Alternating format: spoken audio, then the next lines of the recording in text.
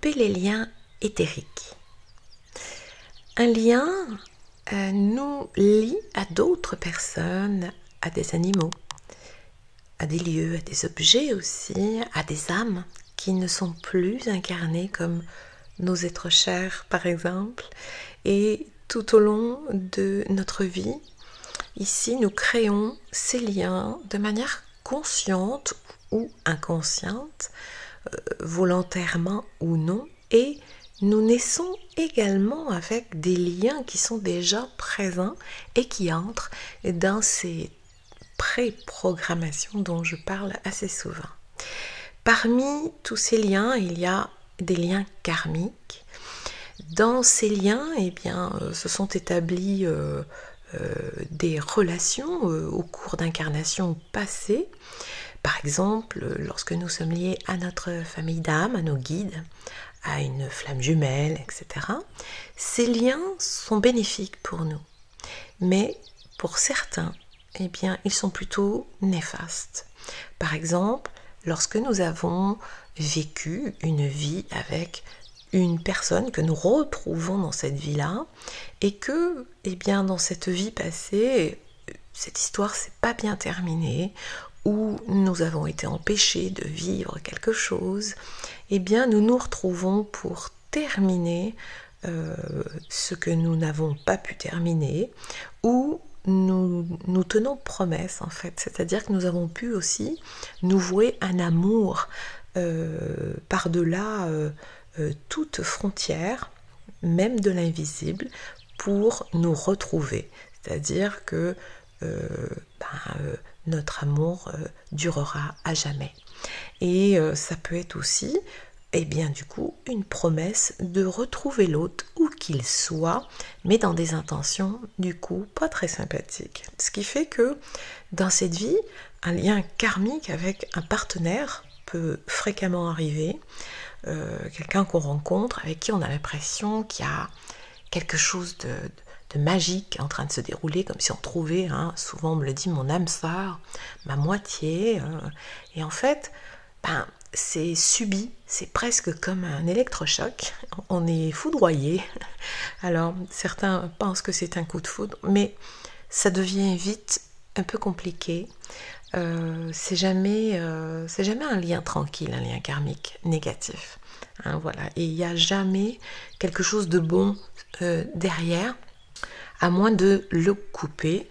Et c'est couper le lien, couper le lien qui nous relie à cette vie, qui nous relie à une personne à laquelle on est attaché, ne coupe pas la relation, elle coupe tout l'enjeu négatif. Donc c'est plutôt positif de le faire, ce qui permet de rétablir et de laisser faire la vie dans ce qui est prévu. Voilà.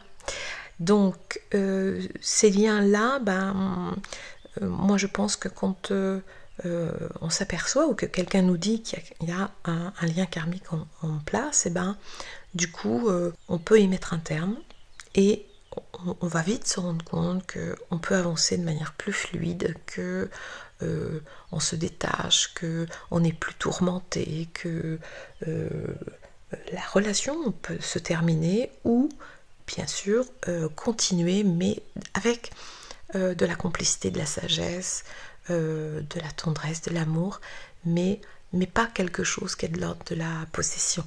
Voilà, ok, donc c'est parfait.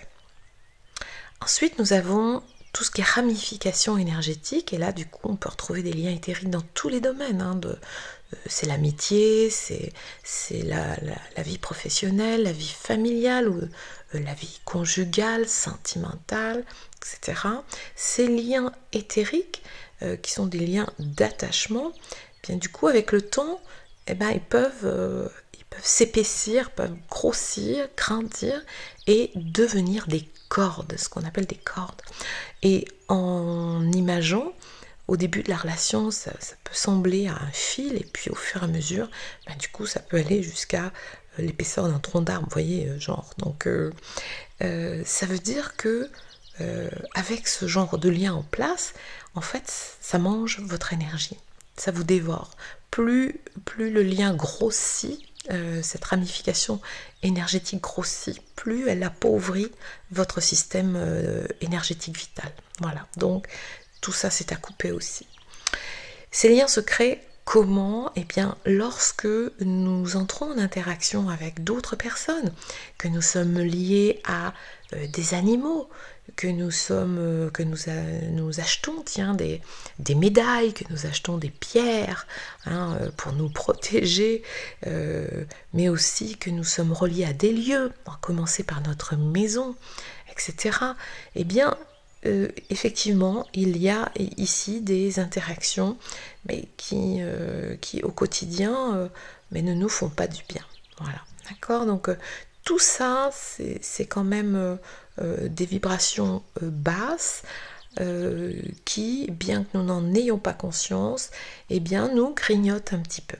Ensuite, il y a la nature des liens, bien sûr. Ils peuvent être bénéfiques dans le cas de, encore une fois, d'animaux, d'objets, de lieux, de personnes, etc. Et avec lesquels les interactions que nous avons sont positives, elles sont équilibrées, elles nous procurent de la joie, il y a de la réciprocité, de la complicité même, et d'autres liens, bien sûr, qui nous nuisent. C'est le cas des personnes qui nous jalousent, qui nous veulent du mal, qui peuvent être en colère après nous parce que ils ne savent pas que lorsqu'on est en colère après quelqu'un, c'est à nous de gérer notre émotion, même si c'est l'autre qui l'a fait naître chez nous. Des personnes qui veulent nous manipuler parce que c'est plus facile de manipuler l'autre que de venir chez soi comprendre ce qui se passe. Ou qui cherchent à attirer notre attention. Alors, leurs intentions sont bonnes ou mauvaises, mais c'est ainsi. Il y a des personnes à qui nous n'arrivons pas à pardonner, etc. Donc il y a vraiment de multiples raisons, là encore, où on fait ce processus de couper les liens. Ils sont attachés où, ces liens?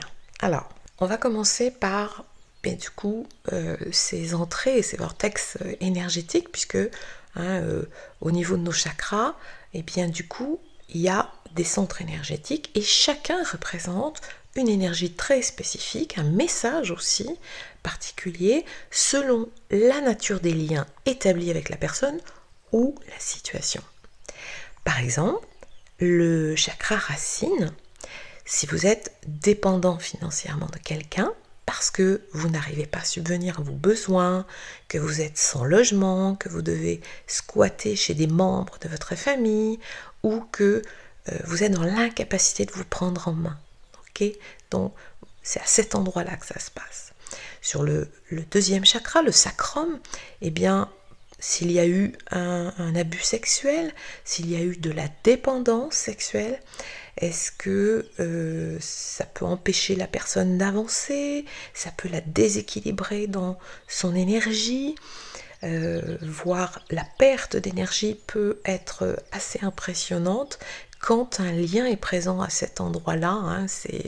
C'est une énergie très forte que l'énergie du chakra sacré. Ensuite, sur le plexus, eh bien, peut être si quelqu'un essaie de vous contrôler, si vous avez de la peine à prendre votre place, vous avez la sensation qu'on tente de vous prendre votre air, votre oxygène. Vous voyez là, c'est assez relationnel à cet endroit-là. Ensuite, le chakra du cœur, si vous avez des sentiments pour quelqu'un, que vous pensez très souvent à cette personne, ou que vous ayez peut-être la peur d'être quitté, d'être abandonné, de n'être pas choisi, de vous sentir rejeté, jugé, etc. C'est dense, le lien peut se faire à cet endroit-là. Ensuite, le chakra de la gorge, si bien du coup vous faites partie des gens que vous voulez toujours avoir raison. Si vous avez des difficultés peut-être à vous exprimer, à nommer vos émotions, parler de vos sentiments, que quand vous voulez parler, en fait, les mots ne sortent pas. Vous vous sentez déstabilisé, vous avez peur de dire des bêtises, ou qu'on se moque de vous, que vous ruminez, parce que vous auriez aimé le dire, mais vous n'y arrivez pas. Sur le chakra du troisième œil, là, eh bien, s'il y a un lien ici, du coup, on peut essayer de vous imposer des perceptions de vie. Mais vous pouvez aussi faire de même avec l'autre. Vous pouvez vous enfermer dans votre vision des choses, de la vie. Vous pouvez aussi être bloqué dans votre clairvoyance, bien entendu. Donc tout votre système intuitif va se paralyser. Et là, vous allez vous en remettre au mental, à l'intellect, à l'appris, au su, c'est-à-dire tout ce que vous savez et tout ce qui est en dehors, hein, pas vu, pas pris, ben, c'est comme si ça n'existait pas. Ensuite, le chakra couronne, bien entendu, si vous considérez une personne comme un dieu vivant, là, que vous le mettez sur un piédestal et que vous vous en remettez complètement à elle, si vous ne vivez qu'à travers elle, ce chakra couronne, c'est votre connexion à tout le subtil, en fait. Hein, il vous relie aux énergies du Père, du ciel. Voilà, donc c'est une merveilleuse connexion astrale. Voilà, alors ces liens, finalement, vous voyez, dans tous ces points énergétiques, là, ils créent des échanges d'énergie entre bien sûr, deux personnes, et ils peuvent nous permettre de ressentir leurs énergies, leurs émotions, d'échanger aussi par télépathie. Et les plus sensibles d'entre nous, eh bien, nous pouvons sentir lorsqu'un lien devient néfaste pour nous ou qu'une relation agit à notre détriment. Parfois, certaines personnes, on les appelle des vampires énergétiques. C'est-à-dire, vous les croisez dans la rue, en 1 minute, ils vous aspirent toute la joie de votre journée. À l'inverse, vous pouvez passer juste 1 minute avec quelqu'un de positif, il vous recharge comme un soleil. Ok, voilà, vous voyez, c'est une grosse différence. Alors, pour couper les liens, couper un ou plusieurs liens éthériques ne signifie pas qu'on abandonne la personne, on se permet simplement de se libérer, de se retrouver soi-même et donc d'avoir une énergie nécessaire pour faire ce qu'on désire. Bien entendu, tout ce qui est bon reste. Une fois que les liens se coupent, eh bien, cela nous replace dans la capacité d'un changement intérieur, mais qui est bénéfique pour nous puisque nous reprenons notre pouvoir intérieur. Ces liens, ils peuvent être coupés et ils doivent être coupés pour notre plus grand intérêt. La coupure positive, c'est lorsqu'une situation karmique se présente avec une personne et que nous apprenons une leçon. Eh bien, du coup, le lien va se défaire tout seul puisque la leçon est maîtrisée, hein, au sens d'un apprentissage. Mais parfois, la leçon en elle-même est la coupure de ces liens. C'est-à-dire que ça va nous permettre d'apprendre à mettre des limites saines pour préserver notre énergie et ne plus tolérer certains comportements, donc manipulation par exemple, qui cherchent constamment à attirer notre attention, à vampiriser notre présence, parce que voilà, répondre à des messages de manière incessante, être toujours là pour écouter, pour pallier à un manque de présence, etc. Donc trop de sollicitations. Ces liens, ils ont un rôle et parfois les couper, vraiment c'est la meilleure chose à faire. Idem lorsque il y a des attachements qui impliquent des entités négatives, et Dieu sait si dans la période que nous vivons actuellement, eh bien c'est de plus en plus prégnant, plus fort, parce que bien évidemment nous sommes dans une période où s'opposent farouchement les forces lumineuses d'amour, de bonté, de coopération, de fraternité, d'humanité avec ces forces sombres, noires, d'asservissement, de pouvoir.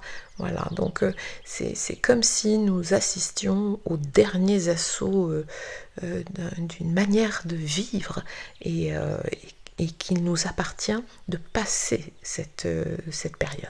Voilà. Donc, je vous dirais que pour couper les liens, on doit toujours effectuer cela dans une dynamique de paix, d'amour, en remerciant la vie et les personnes pour les leçons qu'elles nous apprennent et surtout en ayant l'intention de servir notre plus grand bien et le plus grand bien de tous, mais jamais de nuire. Ok. Dans une technique très répandue, c'est celle de Jacques Martel, donc les petits bonhommes allumettes que vous trouvez partout sans problème.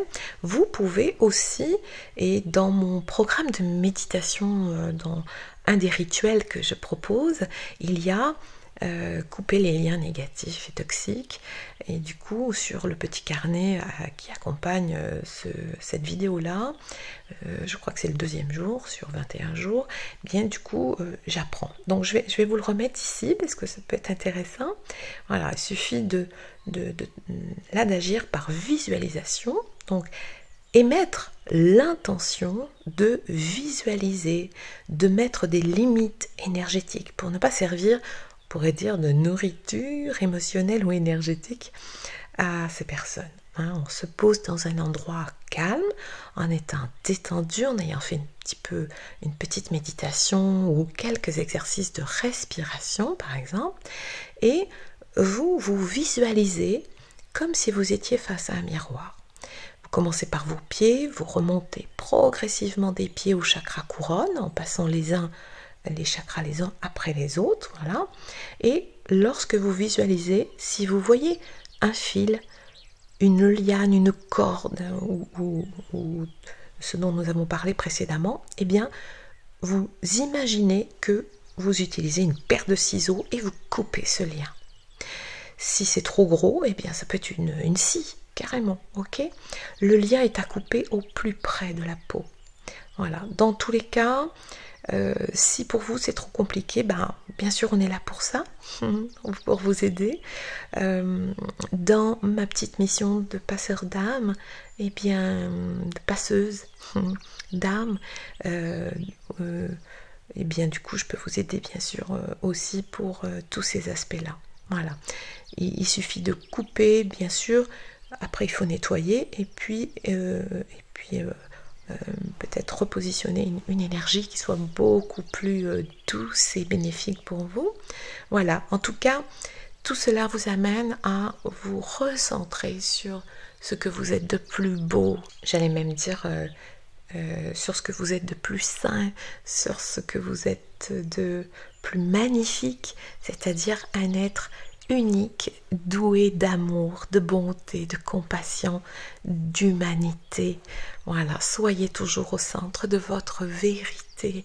Ne laissez personne entrer chez vous lorsque vous ne le souhaitez pas. Ne laissez personne vous aimer trop, surtout lorsque vous sentez que ça vous prend de l'énergie.